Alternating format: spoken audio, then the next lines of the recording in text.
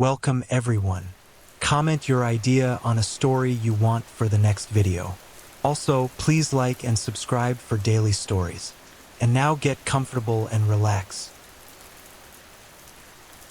Mrs. Marquez was a peculiar woman. Her eyes, a stark contrast to her silvering hair, held a youthful spark that was reflected in the way she carried herself through the crowded school halls. She was a favorite among the students for her quirky sense of humor and the way she made even the driest of textbooks feel like they were telling secrets. She taught English at Fairfield High, where the ivy-covered walls whispered of long-forgotten tales, and the air was always thick with the scent of old books and hopeful futures. One fateful weekend, Mrs. Marquez proposed an overnight camping trip to her most devoted students: Jake, a quiet yet ambitious senior; Rachel, the cheerful class president; Emily, the introverted artist; and Mark, the star of the school's baseball team. The students were thrilled at the chance to spend some quality time with their favorite teacher outside the confines of the classroom. Little did they know, they had unwittingly signed up for a night that would forever alter the course of their lives. The trip began innocently enough, with laughter echoing through the woods as they hiked to the campsite. Mrs. Marquez regaled them with ghost stories that grew darker with each step into the dense forest. Her husband, Mr. Marquez, trailing silently behind, his eyes hidden behind the shadow of his cap. His presence was unnerving, yet the students felt a strange sense of security knowing he was there to protect them from the imaginary horrors of the night. As the fire crackled and the stars twinkled above, the group grew weary. Rachel and Emily shared a tent, whispering about their hopes and fears until sleep claimed them. Meanwhile, Mark and Jake, the only ones still awake, sat outside, discussing their college aspirations. Mrs. Marquez, feigning exhaustion, retreated to her tent with her husband, leaving the two boys to their conversation. It was then that they heard it, a distant, mournful wail that pierced the silence. They exchanged puzzled glances, but Mrs. Marquez's calm demeanor assured them it was just an animal. The night grew colder and the wail grew louder. Rachel sat up with a start, her heart pounding in her chest. She could see the silhouettes of Mr. and Mrs. Marquez outside their tent, their figures illuminated by the moonlight filtering through the trees. They spoke in hushed tones, their gestures animated and urgent. Rachel's curiosity overcame her fear, and she unzipped her tent to join them. That was when she saw it, a glint of metal in Mr. Marquez's hand, something that did not belong in a camping trip. She froze, her breath caught in her throat. Mrs. Marquez noticed Rachel's trembling form and gave her a reassuring smile. "It's just a camping tool, dear," she said, her voice soothing and calm. But Rachel had seen the knife sharp, gleaming, and unmistakable. The pieces of the puzzle began to fall into place in her mind, the horror of their situation slowly dawning on her. She stumbled back into her tent, her thoughts racing. Emily stirred, mumbling in her sleep, and Rachel held her breath, praying she wouldn't wake up. The wail grew closer, sending chills down Rachel's spine. She nudged Emily, who bolted upright with a gasp. Rachel whispered her suspicions into her friend's ear, the words hanging in the darkness like a terrible secret. They had to warn the others, but how could they without alerting the Marquezes? Rachel's mind raced, her heart hammering against her ribcage. They decided to sneak out and find Jake and Mark, hoping against hope that they could escape together. They tiptoed through the moonlit camp, their breaths ragged and eyes peeled for any sign of movement. The fire had died down to embers, casting an eerie glow across the campsite. As they approached the boys' tent, Rachel could feel her heart in her throat. The wail grew deafening, and suddenly, a figure emerged from the shadows: Mr. Marquez. Rachel's hand flew to her mouth to stifle a scream, but it was too late. He'd seen them. His smile was chilling. "Couldn't sleep, girls?" he asked, his eyes gleaming. Rachel felt a cold hand of dread clutch at her. They had no choice but to play along. Just needed some fresh air, Rachel managed, her voice trembling. Well, you picked quite the night for it, he said, his tone still jovial. We've got some unexpected visitors. The wail grew so loud it seemed to shake the earth beneath their feet. Rachel and Emily exchanged terrified glances. This was it. They had to tell Jake and Mark before it was too late. Rachel took a deep breath and called out, her voice quivering, "Guys, we need to talk." The zipper on the tent opened, and Jake's sleepy face peered out, followed by Mark's concerned expression. Rachel's words spilled out in a frantic whisper. "It's Mr. Marquez.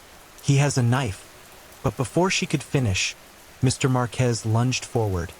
His arms swinging in a swift arc, Rachel screamed as the knife sliced through the air, finding its mark in Mark's chest. He crumpled to the ground, his eyes wide with shock and pain. Panic surged through Rachel's veins, and she grabbed Emily's hand. "Run!" she yelled. They bolted into the forest, the wailing now a chorus of horror that seemed to follow them. The underbrush tore at their clothes and skin as they stumbled through the darkness, their breaths coming in ragged gasps. Rachel could feel Mrs. Marquez's eyes on them, watching them flee, but she didn't dare look back. The two girls didn't stop until they could no longer hear the footsteps of their pursuers. They collapsed against a tree, their chests heaving. Rachel's eyes filled with tears as she took in the blood on her hands and the pain in Emily's eyes. They had lost Mark, and now it was just the two of them against the monsters who had once been their mentors. Rachel vowed then and there that she would not let Emily suffer the same fate. They had to survive this nightmare. The wail grew fainter as the night wore on, and Rachel's mind raced with thoughts of escape. They had to find help, but the forest was endless, and their fear was a thick fog clouding their judgment. Rachel clung to the one shred of hope she had left, the knowledge that she had seen the truth behind Mrs. Marquez's kind facade. As dawn began to break, casting a pale light through the trees, Rachel spotted a break in the foliage. A glimpse of civilization, a distant house. It was their only chance. They stumbled toward it, their legs heavy with exhaustion and their hearts racing with hope. They had made it through the night, but the real battle was just beginning. The house looked abandoned, its paint peeling and windows boarded up. Rachel pounded on the door, her fists aching. "Someone, please help us," she screamed, her voice hoarse from the night's terror. To their relief, the door creaked open, revealing a safe haven. They tumbled inside, slamming the door shut behind them. Inside, the house was a time capsule of forgotten lives. The dusty furniture was arranged as if the occupants had left in a hurry. Rachel's mind reeled with possibilities. What secrets did this place hold? But they had no time for exploration. They had to find a phone, a weapon, anything that could help them survive the day that was sure to be worse than the night. They rummaged through the house, their eyes scanning every corner. Emily's hand trembled as she picked up a rusted baseball bat. "This will do," she murmured, gripping it tightly. Rachel nodded, her own hands shaking as she held a dusty phone receiver to her ear. It was dead like the house itself. Suddenly, they heard it, the sound of an engine growing louder. Rachel's heart sank. "They've found us," she whispered, her voice barely audible. They retreated upstairs, their eyes wide with terror. The house had become their prison, and they were the prey. The front door slammed open, and heavy footsteps echoed through the hallway. Rachel and Emily crouched in the shadows, their makeshift weapons at the ready. They could hear Mr. Marquez's gruff voice, followed by the calm, measured tones of Mrs. Marquez. Rachel's stomach churned with anger and betrayal. How could she have been so blind to the darkness within her teacher? The footsteps grew closer, and Rachel knew they had to act. She took a deep breath and stepped into the light, her hand tight around the bat. She had to protect Emily. The Marquezes froze at the sight of them, their eyes narrowing. Rachel's grip tightened, her knuckles white. "We know what you are," she spat, her voice shaking with rage. "You won't take us without a fight." Mrs. Marquez's smile was cold and calculating. "Now, Rachel," she cooed. "You don't want to do anything rash. You know we're just trying to make things right?" Mr. Marquez stepped forward, the knife glinting in his hand. Rachel swung the bat, her fear fueling her strength. It connected with a sickening thud, sending Mrs. Marquez reeling backward. She hit the floor with a thump, the knife skittering across the floorboards. The two girls didn't wait for the couple to recover. They dashed down the stairs, their hearts pounding like drums in their chests. Rachel snatched up the knife, feeling its weight in her hand. It was a grim comfort, but she knew it might be their only hope. The engine's rumble grew louder, and Rachel realized it wasn't the Marquez's car. It was the police. Their salvation was here. They burst out of the house, waving their arms frantically. The police officers took in their disheveled state and the blood on Rachel's bat. Mrs. Marquez stumbled out behind them, her head bloodied but her smile never wavering. "They're just tired," she called out, her voice sweet and innocent. "We had a bit of an incident with a wild animal." But Rachel knew the truth, and she wasn't about to let them get away with it. She turned to face Mrs. Marquez, the knife glinting in the early light. "You're not fooling anyone," she said, her voice firm. "You're going to pay for what you've done."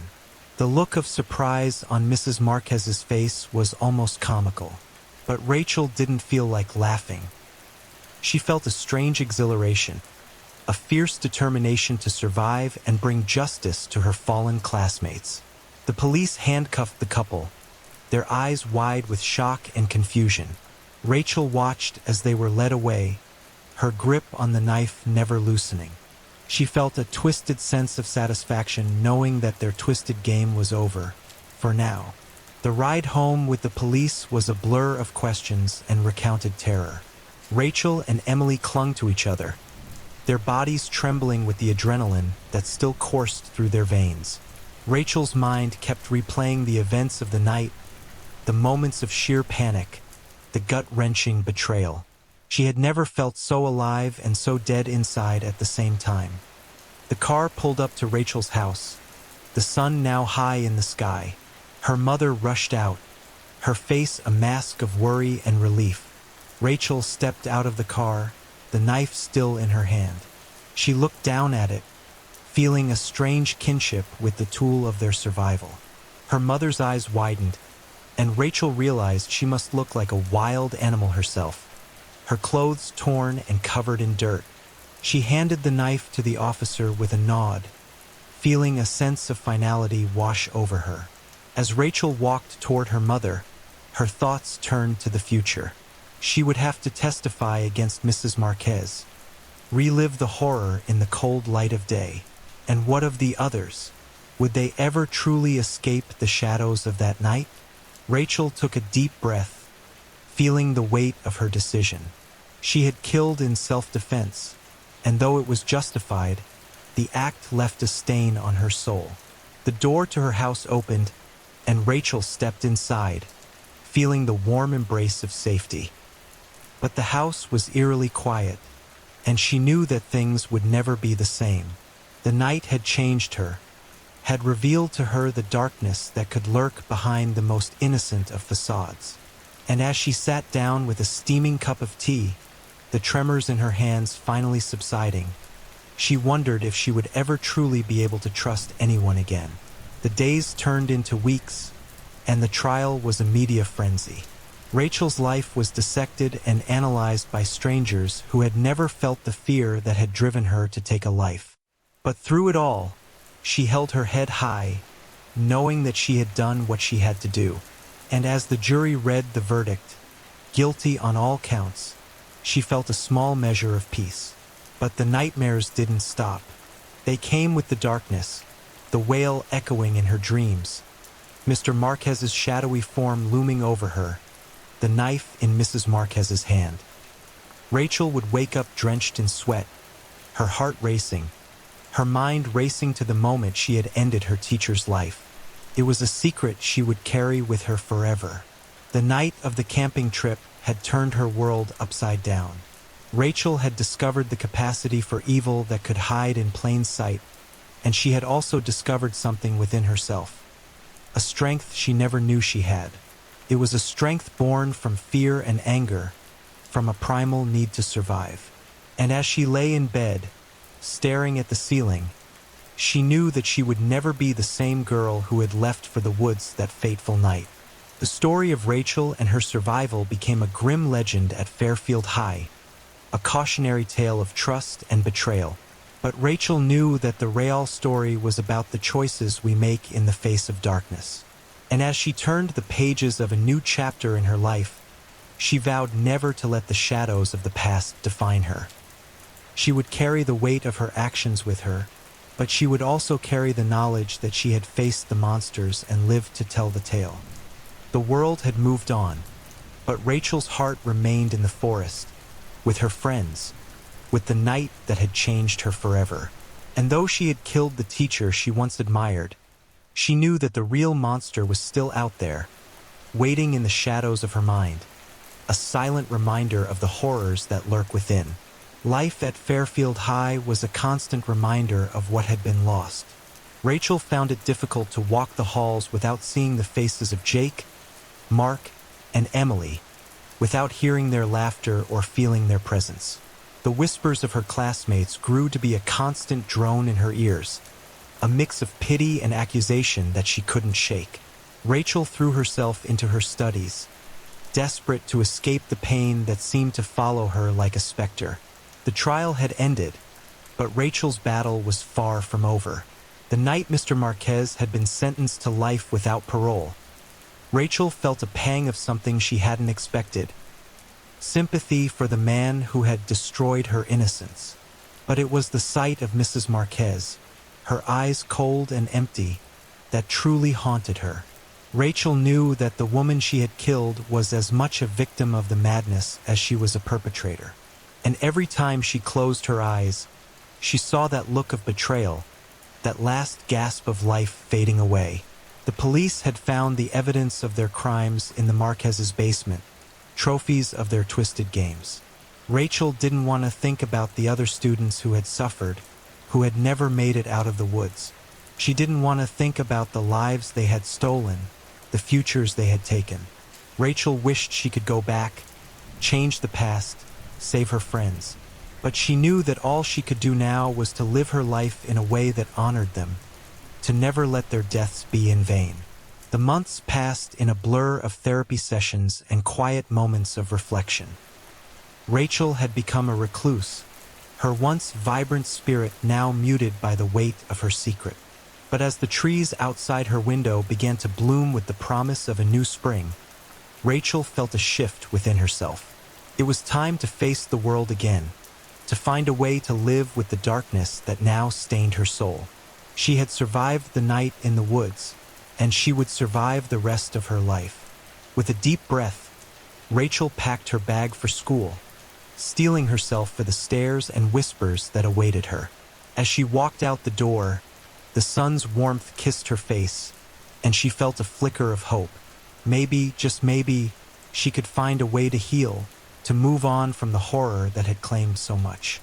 She had faced the monsters and lived to tell the tale, and she was determined to make her story one of resilience, not of fear. Rachel took a step forward, her eyes on the horizon, ready to embrace whatever the future had in store.